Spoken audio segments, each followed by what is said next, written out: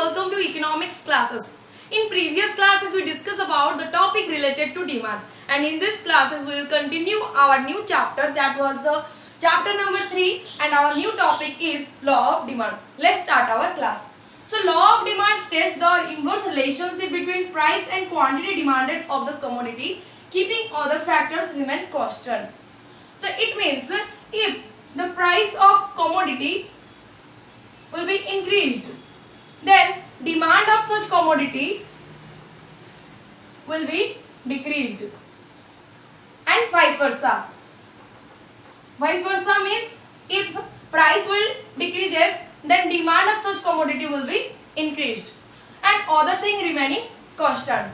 So this is known as inverse relationship. That means there is an opposite relationship. Opposite relationship means if one is decreases, then another will be increases. This is known as opposite relationship or inverse relationship or negative relationship between price of commodity and quantity demanded of the commodity.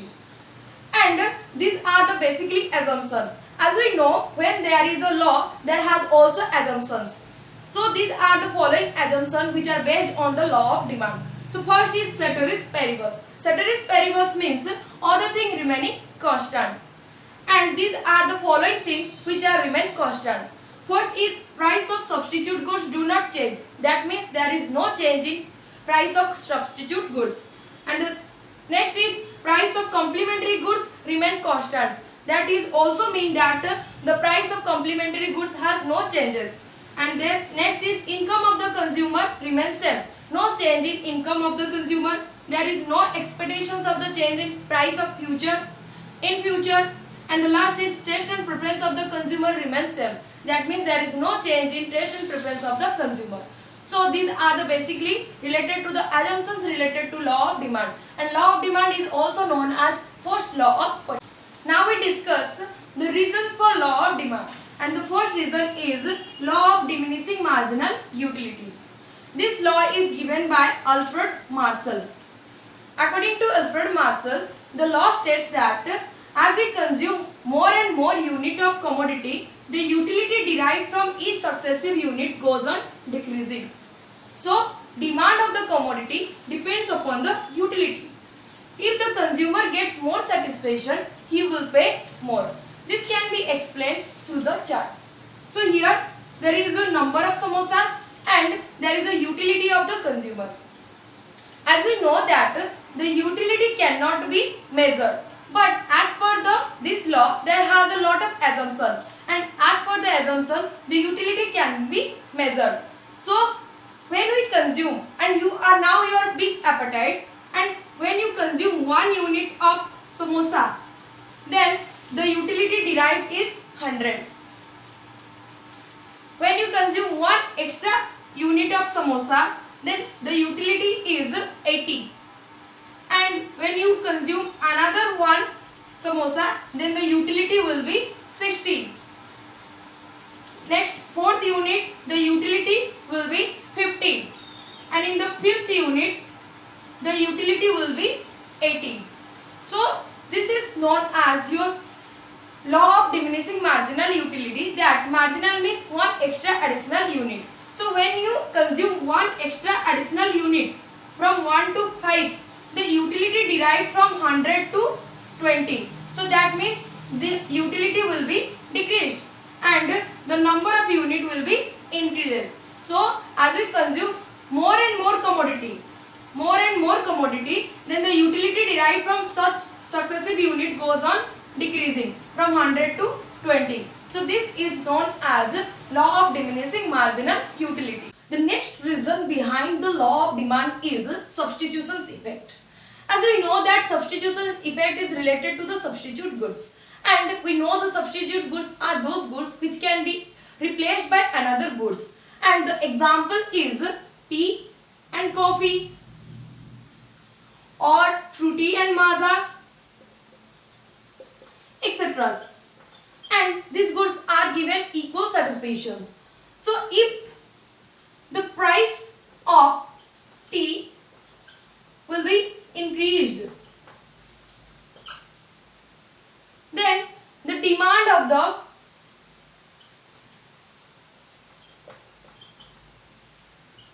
quantity demand of tea will be decreased. And we know that this is the law of demand, because if one price increases, then such commodity demand will be decreased. So why decreases? The decreased is, behind the reason is due to the availability of substitute of fruiting. As the substitute available in the market and the availability substitute of the fruity is maza. So due to the maza, then the quantity demanded of a given commodity will be decreased. So the basic reason is the price and the demand will be basically affected due to the availability of substitute, and this situation is known as your substitution effect. Next is income effect. Income effect can be classified into two types of income. One is money income and another is real income. Money income is basically how much you earn.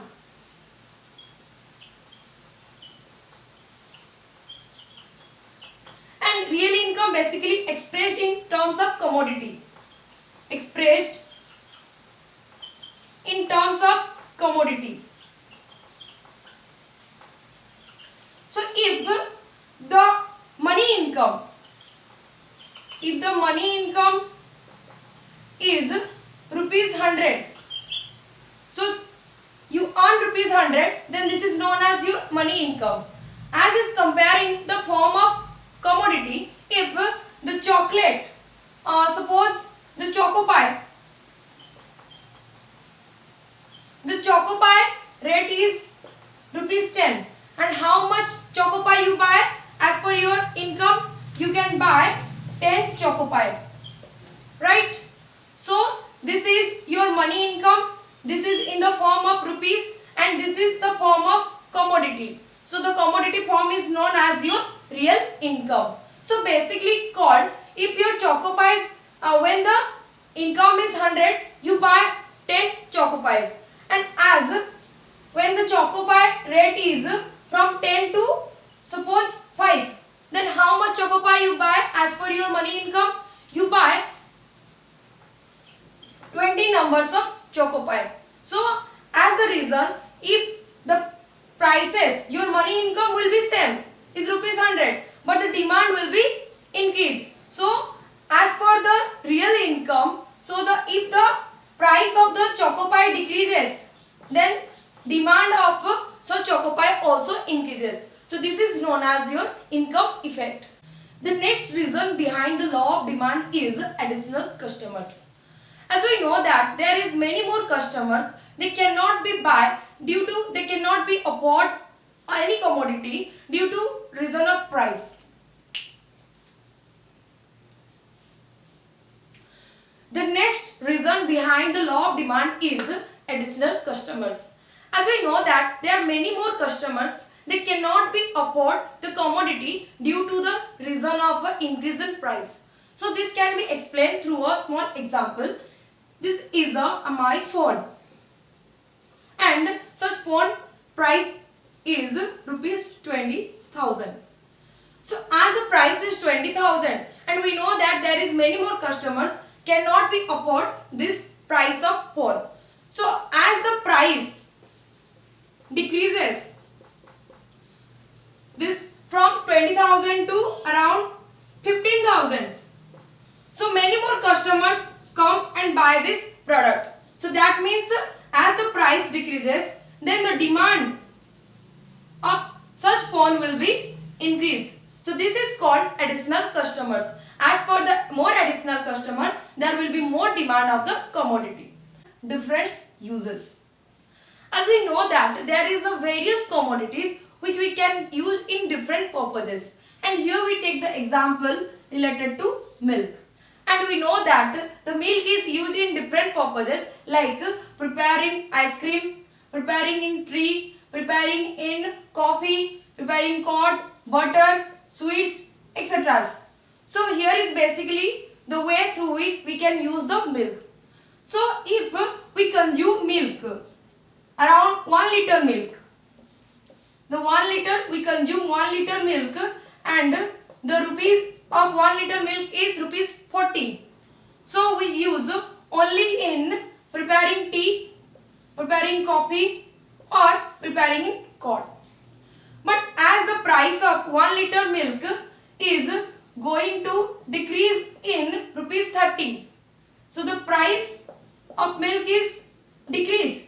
So we can use the milk in different purpose, like also preparing ice creams, preparing sweets, or also preparing butters. So as per the price decreases, then the consumer consume more milk in different uses. So these are the basic one way through which the law of demand operates in negative relationship or inverse relationship. This is all about today's lesson, where we discuss about the topic related to the law of demand and the reasons behind of operation of law of demand. Thank you for watching me.